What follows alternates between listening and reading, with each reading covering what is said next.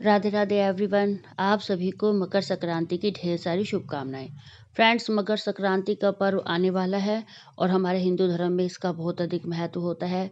स्नान के लिए, दान के लिए, पूजा पाठ के लिए और धार्मिक कार्यों के लिए जो मकर संक्रांति होती है इसका दिन बहुत ही शुभ माना जाता है। कहते हैं कि मकर संक्रांति के दिन किया गया दान, स्नान, पूजा पाठ का हमें कई गुना फल जो है वो प्राप्त होता है। फ्रेंड्स, मकर संक्रांति के दिन कई तरह के नियम होते हैं जो हम उठा सकते हैं, जैसे दीप बाती का नियम और सौ सेरे का नियम, सौ सेरी का नियम।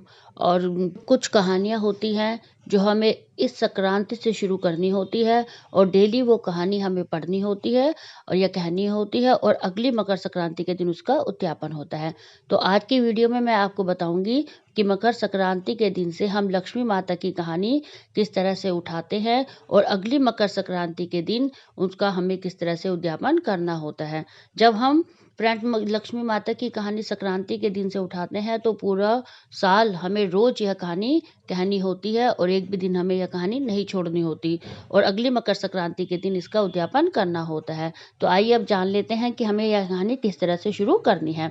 मकर संक्रांति के दिन सुबह स्नान आदि करने के बाद जिस तरह से आप अपनी डेली पूजा करते हैं वैसे ही आपको अपनी डेली की पूजा करनी है। और जब आप सुबह पूजा करें तो उसी समय आपको मंदिर के सामने बैठकर ही यह कहानी लेनी है और आप एक लोटा जल का लेंगे और थोड़े से तिल आपको हाथ में लेने हैं, क्योंकि फ्रेंड्स मकर संक्रांति के दिन तिल का बहुत अधिक महत्व होता है।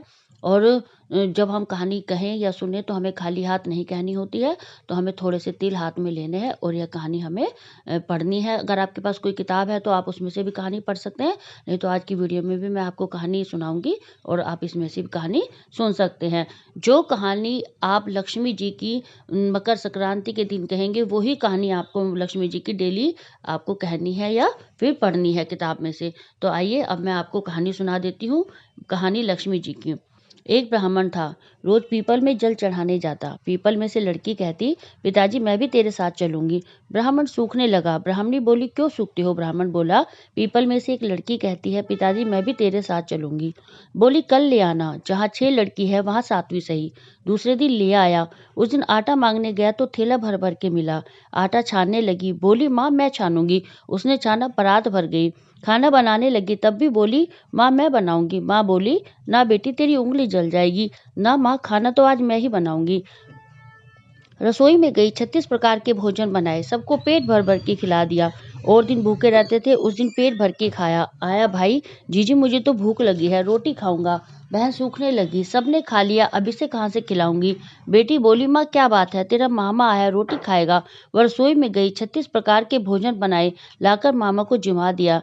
जीजी ऐसा भोजन कभी नहीं खाया जैसा आज खाया है। भाई, तेरी छोटी भांजी है, उसी ने बनाया है। मामा खा के चला गया। शाम हुई।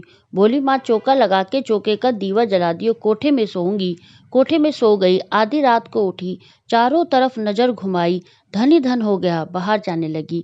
बाहर एक बूढ़ा ब्राह्मण सो रहा था। बोला, बेटी तू कहाँ चली? वो बोली, मैं तो लक्ष्मी माता हूँ, इसकी 6 बेटी है, इसका दरिद्र दूर करने आई थी। तेरा करवाना है तो तू भी करवा ले। उसके घर में भी चारों तरफ आंख फिराई, धन ही धन हो गया। सवेरे उठ के ढूंढ मच गई कि पावनी बेटी कहाँ गई। ब्राह्मण बोला, वो तो लक्ष्मी माता थी, तेरे साथ साथ मेरा भी दरिद्र दूर करके गई। जैसे लक्ष्मी माता ने उसका दरिद्र दूर किया वैसा ही सबका करे। कहते सुनते हुंकारा भरते, बोलो लक्ष्मी मैया की जय। इस तरह से कहानी कहने के बाद जो हमने हाथ में तिल लिए थे वे हम जल के लोटे में डाल लेंगे और बाद में यह जल हमें सूर्य भगवान को चढ़ा देना है। इस तरह से हमारी जो लक्ष्मी माता की कहानी है मकर संक्रांति के दिन से हमारी शुरू हो जाती है और नियम के अनुसार पूरे साल हमें हर रोज यह कहानी कहनी होती है और एक दिन भी दिन हमें यह कहानी नहीं छोड़नी। अब जान लेते हैं कि इस कहानी का उद्यापन अगली मकर संक्रांति के दिन हमें किस तरह से करना होता है। जिस दिन अगली मकर संक्रांति आए उस दिन हमें सुबह नहा धोकर वो पूजा पाठ करनी है, कहानी कहनी है। कहानी कहने के बाद हमें इस कहानी में कुछ सामान होता है जो हमें दान देना होता है। आप लक्ष्मी माता के लिए एक साड़ी या सूट हमें देना है। कोई भी एक गर्म कपड़ा, आप चाहें तो स्वेटर दे सकते हैं, आप चाहे तो शॉल दे सकते हैं, नहीं तो आप स्टोल भी दे सकते हैं। मैंने यहाँ पर स्टोल लिया है। पिछले साल ये मैंने कहानी शुरू करी थी और इस साल मैं इसका उद्यापन करूँगी। तो ये मैंने स्टोल लिया है यहाँ पर देने के लिए, और एक मैंने यहाँ पर गरम सूट लिया है। आप चाहे तो साड़ी भी दे सकते हैं। एक हमें गरम जुराब देनी है। देखिए, जब हम किसी भी कहानी का उद्यापन करते हैं या दान हमें कोई भी करना होता है, तो हम अपनी सामर्थ्य के अनुसार करते हैं। इसमें कोई बाउंडेशन नहीं है कि हमें मतलब कितना दान करना है। जितनी आपकी श्रद्धा हो वो हमें उतना ही हमें दान करना चाहिए। लेकिन कुछ चीज़ें होती हैं, जैसे हमने कहानी ली है वो कंपल्सरी होती है। जैसे इसमें हमें साड़ी ज़रूर से देनी होती है अगर हम लक्ष्मी माता की कहानी कहते हैं, और एक गर्म कपड़ा, आप चाहे तो शॉल या स्वेटर, नहीं तो आप जुराब भी दे सकती हैं, वो दे दें। और कुछ हमें श्रृंगार का सामान देना होता है लक्ष्मी माता के लिए पूछकर। आप चाहे 5, 7, 11 और जो भी श्रृंगार का सामान आप सामर्थ्य के अनुसार आप दें। एक चूड़ी की डब्बी हमें देनी है, और इसमें हमें एक चप्पल देनी होती है लक्ष्मी माता के लिए, तो हम चप्पल देंगे। इस तरह से ये मैंने चप्पल ली है, तो ये हम दे देंगे इस उद्यापन में हमें चप्पल। और इसमें हमें कुछ मीठा देना होता है। तो जो भी आप सर्दियों में घर में कोई भी मिठाई आपने बनाई हो, तो तिल से बनी हुई, तो वो आप दे सकती हैं। तो मैंने यहाँ लड्डू बनाए थे, तो हम वो देंगे। और इसके साथ ही हमें दक्षिणा देनी होती है। दक्षिणा भी आप अपने सामर्थ्य के अनुसार कितनी भी दे सकते हैं। वो दक्षिणा लेकिन देनी ज़रूर है, क्योंकि जब हम कोई दान करते हैं तो दक्षिणा उस पूजा पाठ में या दान में रही कमियों को पूरा करती है। तो इसलिए अपने सामर्थ्य के अनुसार दक्षिणा ज़रूर दें। और जो भी मौसम की चीज़ें होती है जो मकर संक्रांति पे हम पूजते हैं, कोई मूँगफली या तिल की गज्जक या पट्टी, इस तरह से हम दे सकते हैं, रेवड़ी वगैरह। और ये सामान सिर्फ इतना ही जो है हमें इस उद्यापन में करना होता है। उसके बाद हम 1 लोटा जल हमें लेना है, और अपने हाथ में जल लेकर हमें इस सारे सामान के ऊपर से 2 बार इस तरह से घुमा देना है, और इस सामान को मिनस देना है। इसे मिनसना कहते हैं।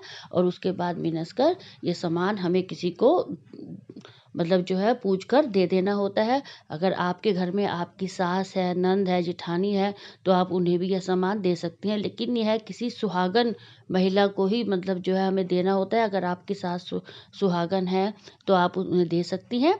और अगर सास या जेठानी कोई नहीं है आपके आसपास, तो आप मंदिर में पंडिताइन को भी ये दान दे सकते हैं। मगर लक्ष्मी माता की कहानी के नाम का जो हम ये दान देते हैं, ये हमें सुहागन महिला को ही देना होता है। बस इस चीज़ का आपको ध्यान रखना है कि जिसे भी आप दें वो सुहागन स्त्री हो। ना किसी लड़की को हम दे सकते हैं, और ना ही किसी मतलब विधवा औरत को हमें देना होता है। सिर्फ सुहागन महिला को ही लक्ष्मी माता के नाम का दान दिया जाता है। तो इस तरह से हमारी जो कहानी का उद्यापन होता है, ये अगली मकर संक्रांति को हमें करना है, और हमारी लक्ष्मी माता की कहानी जो है वो पूर्ण हो जाती है। कहते हैं कि लक्ष्मी माता की कहानी जब हम पूरे साल नियम से करते हैं, तो हमारे घर में किसी भी चीज़ की कमी नहीं रहती। सुख, शांति, समृद्धि और दिन दूनी रात चौगुनी जो है वो तरक्की हमारे घर में होती है, और माता लक्ष्मी का स्थायी वास रहता है।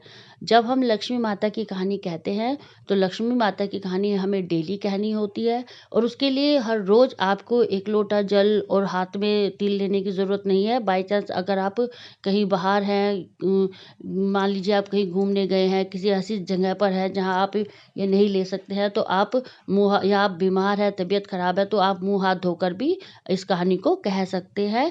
लेकिन आपको कहानी छोड़नी नहीं है। आप मुँह हाथ धोइए, और जहाँ भी आप हैं, अगर आप कहीं ट्रैवल कर रहे हैं या आपकी तबीयत ठीक नहीं है, तो आप इस कहानी को सिर्फ हाथ जोड़कर माता लक्ष्मी का नाम लेकर आप डेली कहिए, तो तब भी आपकी कहानी जो है वो पूर्ण मानी जाएगी। अगर आपको वीडियो अच्छी लगी हो, तो लाइक करें, शेयर करें, मेरे चैनल को सब्सक्राइब करें। धन्यवाद।